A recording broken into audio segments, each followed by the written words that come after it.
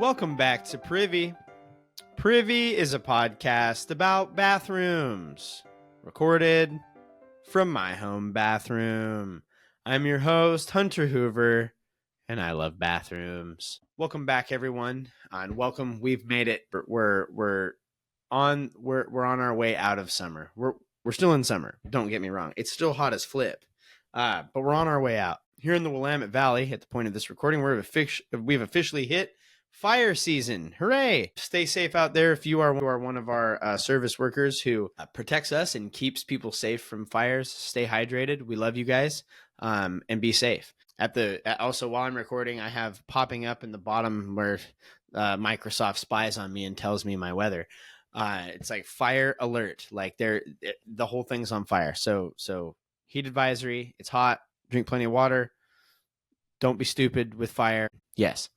But since we last joined each other, I've had the pleasure of replacing what is, I'm pretty sure, the easiest part of a toilet to replace. And I'm thankful that it was that piece. So I'll admit, like I'm sitting in the dining room, and I'll admit, when you hear your kid from the other room shout, "Dad, the toilet won't flush," there's a lot of things that go through your head. And one is, Dear Lord, why? But another thing is your brain is filled with the images of the worst of what could be happening in that bathroom. Just images of floating turds, water running everywhere, sopping floor. Your brain also begins to plan. Am I going to have to, what tool am I going to need?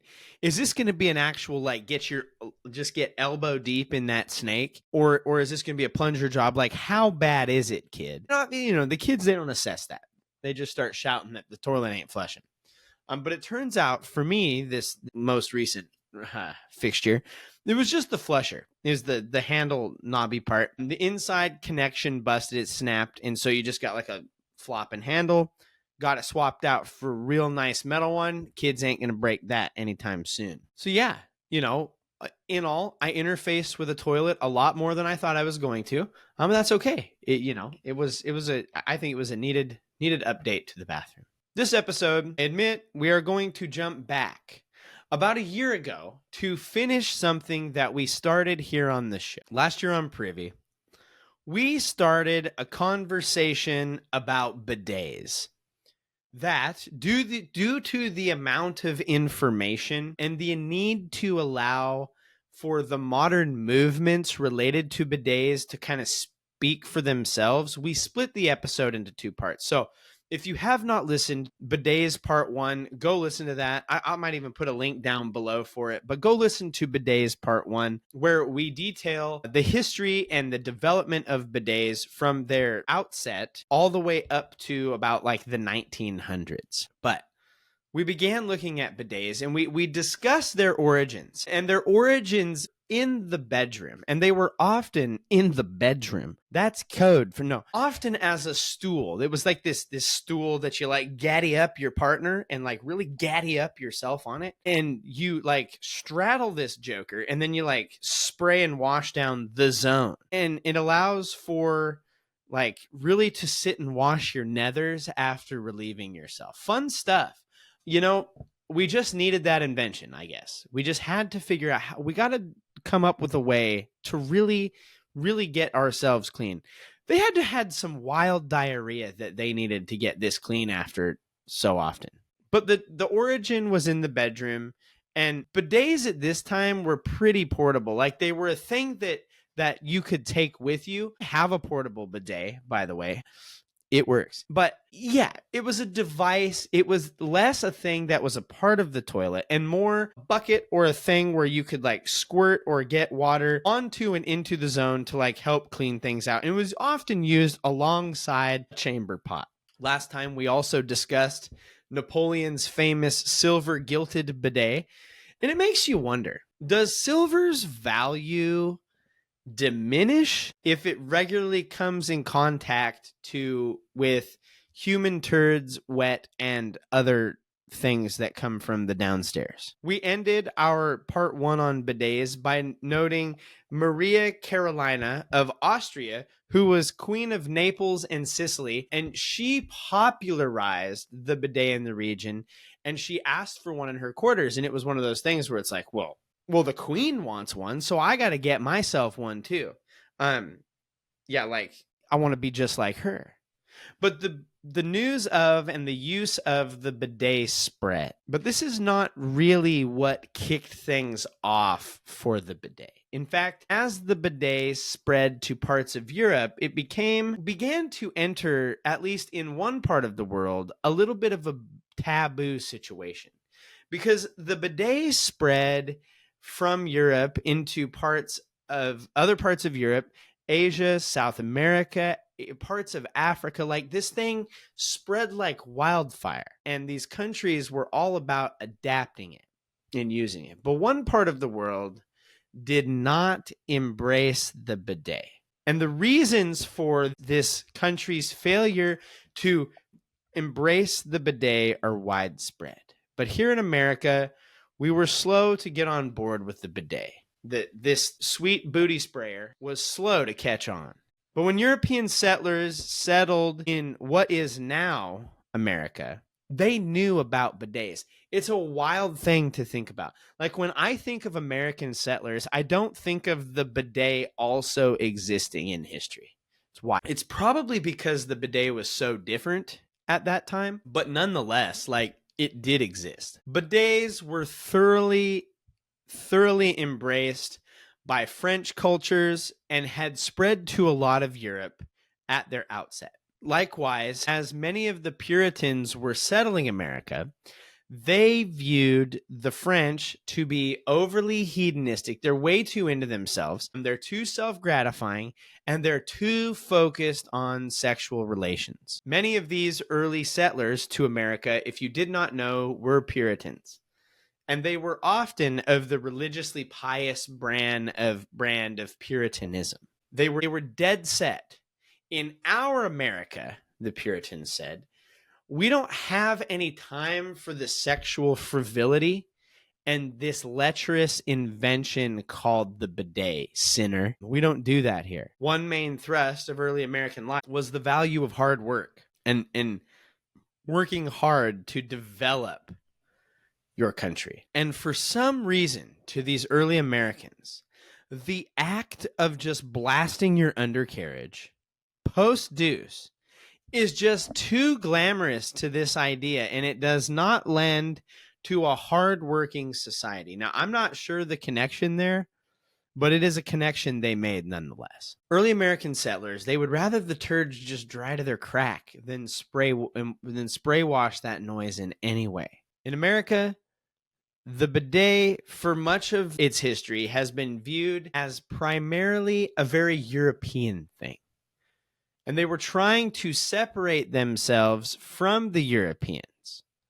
So while the bidet spread to the rest of the world, here in America, we wiped our buttholes bloody right on into the night. As American soldiers ventured outside the United States in foreign conflicts, over the course of the next 100 and 150 years after America's founding, they came into contact with this strange foreign device. The accounts of American soldiers coming across these bidets were very evident in the World Wars.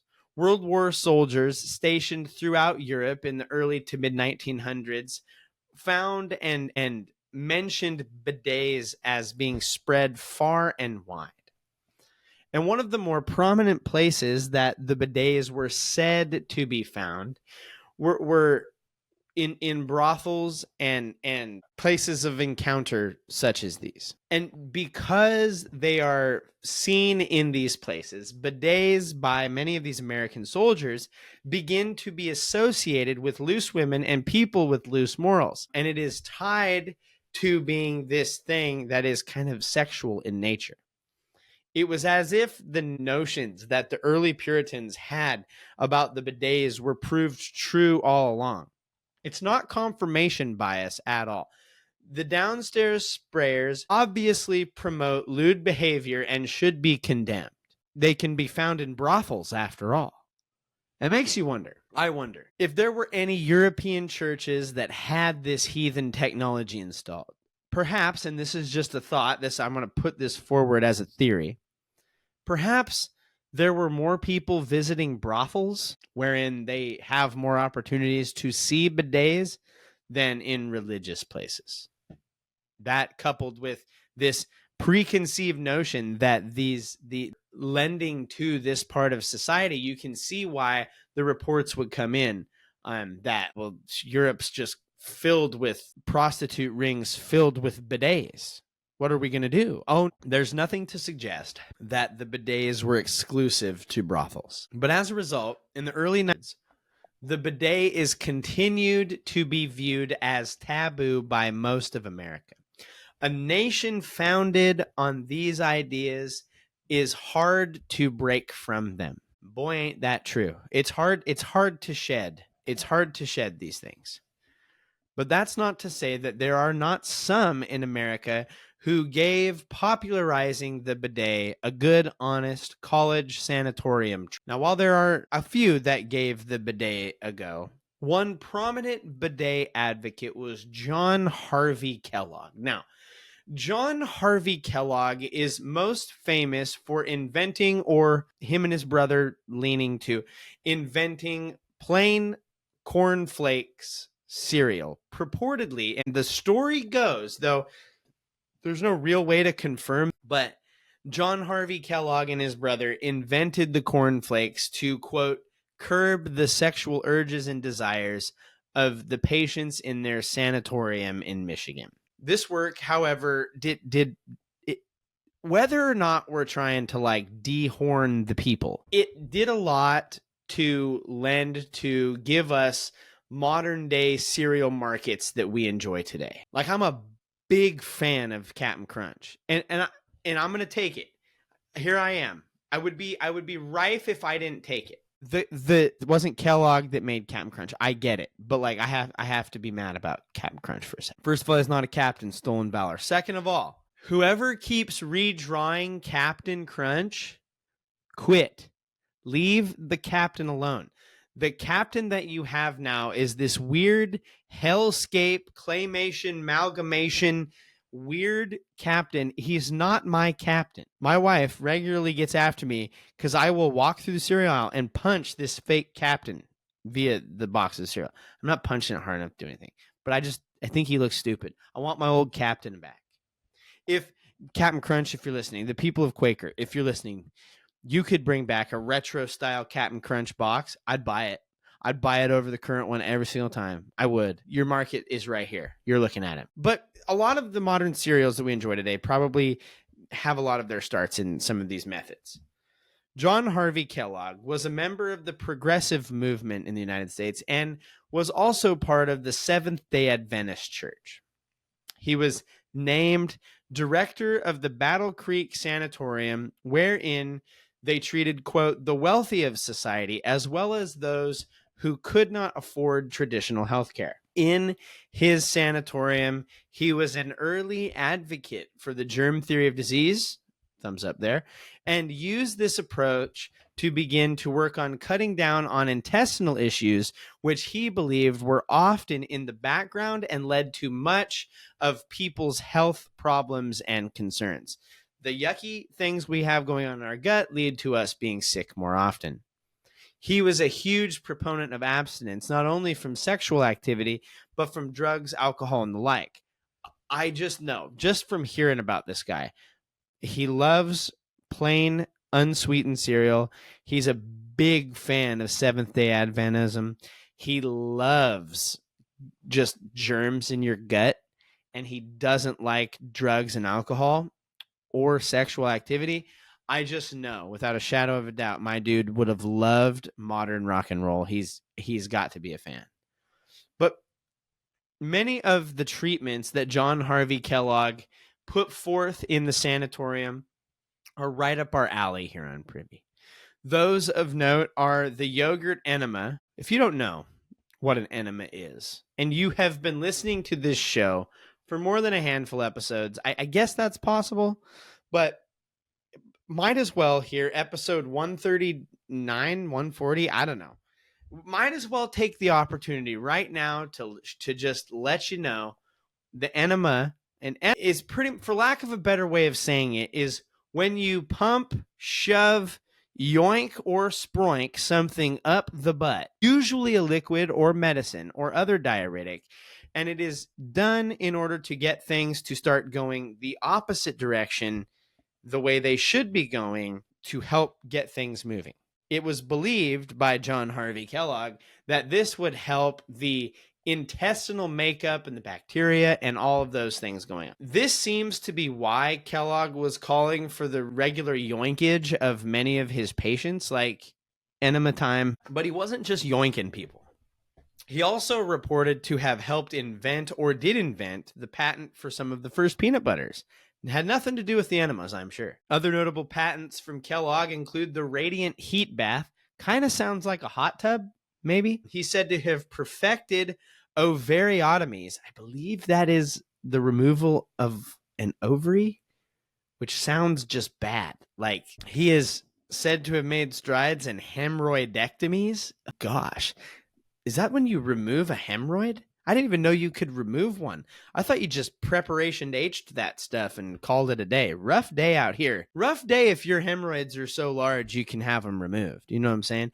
Dude tried it all. Hot air baths, mechanical camel, God knows what. Kellogg did a lot of work coming out of the sanatorium. But one such method used was the bidet for medical cleaning. Now, I want to note the irony here. The irony that John Harvey Kellogg reported to make cereal so stale and bland that people couldn't possibly imagine having sexual intercourse after eating it. The guy who is like, all of your desires are, we're not doing that. That's the guy that looks at this device that the rest of society and culture and people at the time are like, it's probably tied to sexual activity and is sexual in nature. He looks at the bidet and he's like, I gotta use it. We gotta get that going. Makes you wonder. But Kellogg took the bidet to the next level. You see, in a bidet, the goal is really to clean the surface. That's really all you're trying to do. We got to get the surface. But for John Harvey Kellogg, that's not enough. We got to get it in you. We've got to get the bidet to fire up into you. John Harvey Kellogg came up with a thing that he called the colonic irrigator. But the colon and irrigation are not two words that I regularly want coupled together. I don't really want those two things at once. I have a colon. It's pretty neat. I don't want it irrigated, I don't think, unless I actually have to. More on that in a moment. But the description of this method and device as, quote, shooting, quote, gallons, not gallon, not a gallon, but multiple gallons up the rectum. Those multiple gallons have to come out. I wonder if Kellogg ever went in to irrigate someone's colon, and rather than making things come out the poop chute, it like if anybody ever vomited, I don't know if that's even possible. I don't know if that's how the human body works. Not sure. But after these people had their colons irrigated, Kellogg would visit his world-famous Kellogg's yogurt, and half pint down the hatch, half pint yoinked up the butthole express. And it makes you wonder. So John Harvey Kellogg, he's this religious, but he's this medical professional, scientist person. He's this guy of industry. It makes you wonder why his advocacy for bidets didn't catch on. Like, it makes you wonder if he'd have just toned it down a bit and just focused on the bidet section and didn't figure out how to irrigate people's colons, followed by yoinking yogurt, maybe things would have caught on a little bit more for John Harvey Kellogg. What's even more fun, it is reported that Kellogg would administer multiple of these colon irrigations and yogurt enemas at the same time. It's date night. Set the scene. It's date night, 1900s. You and your beloved wife, Briffany, decide they were going to be adventurous. You know, your friend shared, you're talking to your friend by the pool, you're getting, and you say, oh, what did you, oh, me and Starsky, we went and we just had a lovely evening, got some dinner. And then, we decided to be adventurous. And so we went down to the sanatorium and we paid Mr. Kellogg because we heard about this thing where he flavor blasts your colon. And boy, howdy, have we felt so good since. Just a whole new, and so, you and Bliffany are out. And you're adventurous and you share, and you're like, you know what? They sure seem to enjoy their time. Maybe we should head on down to Mr. Kellogg and see if he'll give us one of these. And you go in, you sign up, you probably sign something and pay. And within the hour, there's over a gallon of water being pumped up your butt as you stare down a bowl of yogurt. Well, at least he's going to give us dessert after. Guy. John. Should be noted, whether for good or bad in his inventions and discoveries, whatever you want to say about his inventions and discoveries, Kellogg was kind of a racist and was an advocate of fixing black people, and later was a proponent of eugenics related to this. Sucks. Very bad. Thumbs down for John Harvey Kellogg on that one. So, not great. Kellogg's order of bad ideas. Number 1, being a bad racist. Number 2, canceled the brown sugar cinnamon Pop-Tarts. They're trash. Throw them away. You want to make people not want to have relations? Give them brown sugar cinnamon Pop-Tarts. Yeah, that'll do it. It'll make them just mad enough to not want to do anything. What a legacy. But Kellogg's advocacy of the bidet, it didn't do much because it was impossible to separate many of his extreme views about people, the device, and also like the yogurt stuff. The bidet, as far as America goes, coming out of John Harvey Kellogg's influence, remained taboo. They also remained very much a separate device from the toilet seat. However, there was royalty, self-proclaimed or otherwise, that was going to make some updates to the device. Arnold Cohen of Brooklyn, New York, was a pain in the butt to his father. That's actually not true. He seems to be kind of nice to his dad, but his father had a medical condition that caused pain in the anus. Why? Like, I'm sorry for your dad, Mr. Cohen. I'm sorry that you had that. The medical world is weird. Anal fissures, maybe? I don't know. I don't know what medical condition causes pain in the anus. Probably had teenagers. But Arnold Cohen set out to alter his father's toilet seat to be equipped with a sprayer that he could use to clean and relieve his bottom after going. Arnold designed a toilet seat bidet system, which featured a nozzle that sprayed warm water and blew hot air. In 1964, Arnold Cohen patented his design. He founded the American Bidet Company and started marketing the innovative bidet product dubbed the American Sitz Bath. By using large ads and attending trade shows, he tried to spread the word. It was intended for and patented and put out there for use by hospitals and patients who had difficulty using toilet paper or reaching to wipe themselves. This is like the target demographic. Arnold installed thousands of these American sitz baths in the suburbs of New York, and the company had offices across the country. He was the self-proclaimed bidet, but those taboos held strong, and Cohen had trouble marketing his bidets. He figured out something that we have been discussing since the beginning of this episode. While America didn't like the bidet, the rest of the world did. So he exported the idea to the Toto company in Japan, who rebranded the American sitz bath to the wash air system. Cohen's bidet system, however, failed in Japan as well, and the American Bidet Company seems to be on the rocks. Perhaps learning what they had from Cohen or not, the Japanese company Toto put out the washlet in the 1980s.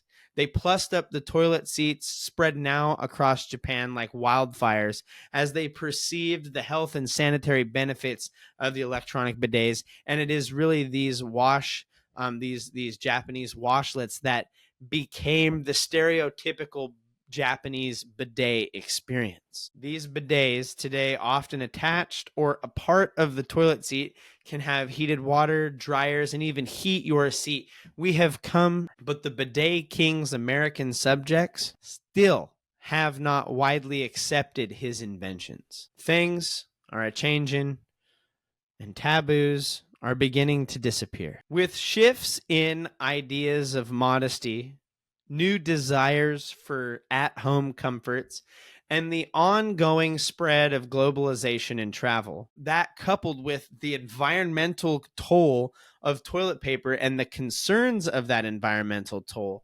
bidets are becoming more accepted in America, especially at the turn of the century. You couple this with toilet paper shortages in 2020, people having a lot of more time in their homes to install a bidet. There's an influx of these booty sprayers in the US. The American sitz bath and washlet and bidets of the 1960s and 70s were very expensive, costing hundreds to thousands or more dollars. And there's a couple things that I think is going to ring true for people as it relates to Americans and bidets. Americans want the bidet to be mostly built into the toilet or the toilet seat. They don't want a separate apparatus where they've got to like bum shuffle over, hose the bee, and then move on.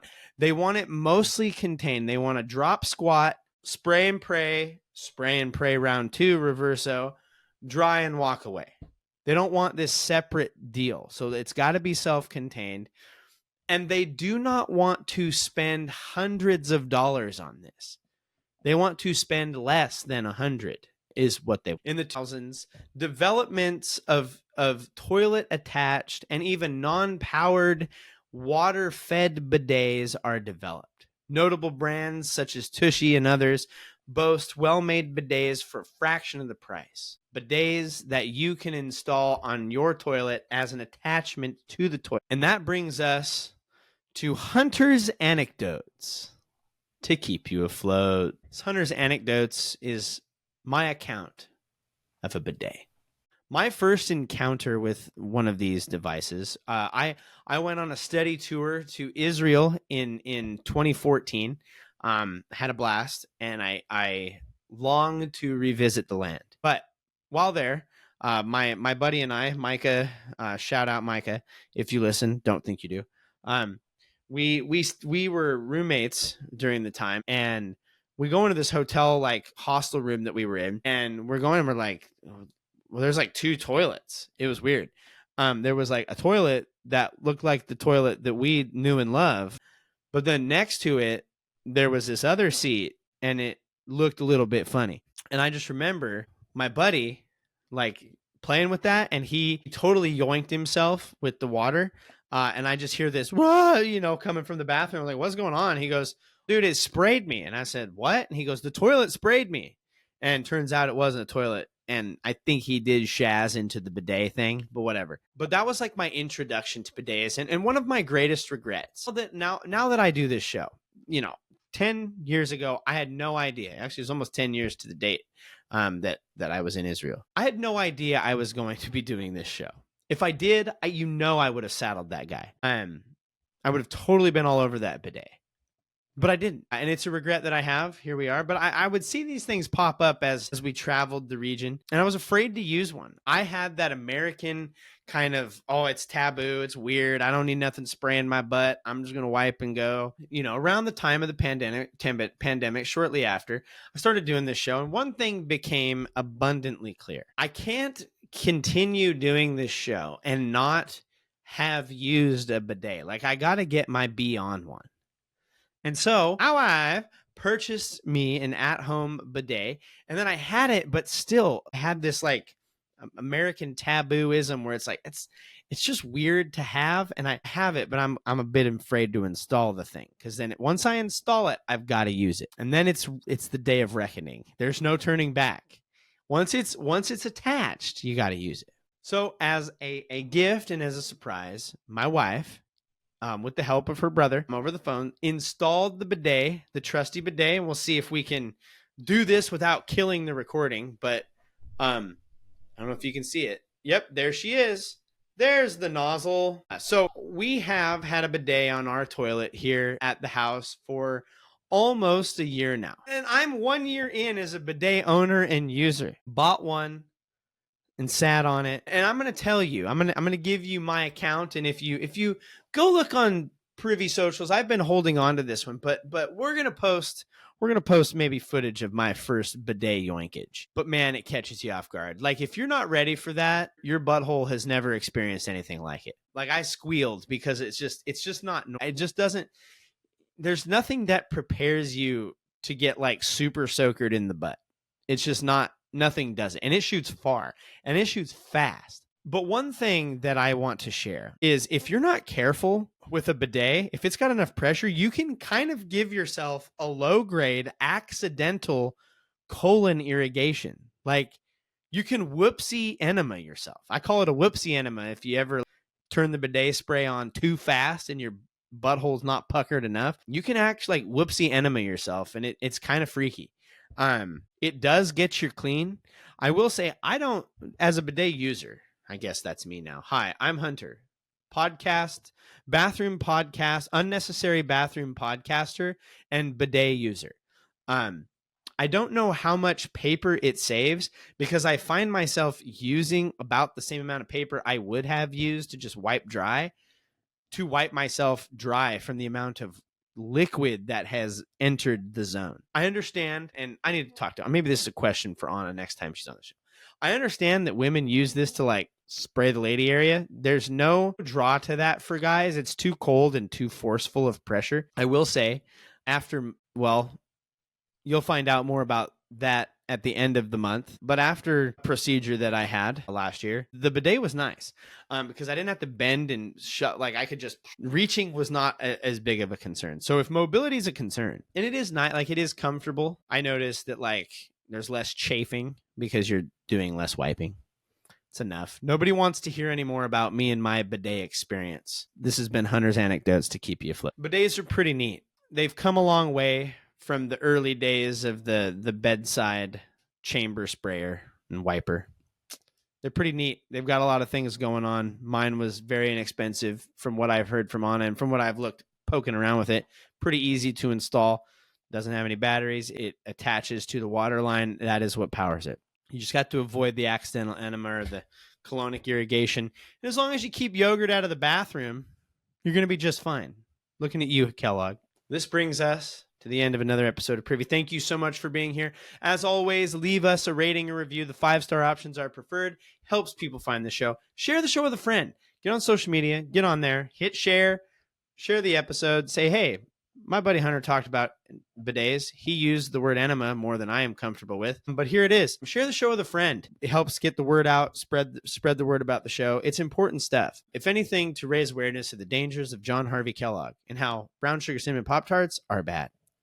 But for every rating and review you leave, we'll donate $1 to the Wounded Warriors and Living Water International. As a reminder to keep pooping in the free world. That free world was not always free, and some parts of the world are less free. And some, by extension, do not have as clean of water as we have. Let's go for cleaner water for all. You can follow us on social media. We're at Privycast. You can follow me. I'm at Owlet7. Follow Randy Bowles at Randy Bowles. You can send us an email, privycast@gmail.com. We'd love to hear from you. Episode suggestions, ideas, questions, concerns, feedback. Send me pictures? I don't know. It's always a dangerous thing to ask. Privycast@gmail.com. You can hit us up there. We'd love to hear from you. Visit us online, privy-cast.com. Website's up and running, and we're going to have some cool things landing there soon. Stay tuned. Eyes open. Thanks to Kevin and Podington for the use of their music again this week. Check their stuff out in the Doodly Bopper below. Thanks, Kevin and Podington. This brings us to the end of another episode of Privy. Keep pooping in the free world. Avoid the accidental enema. And now, as always, don't forget to flush.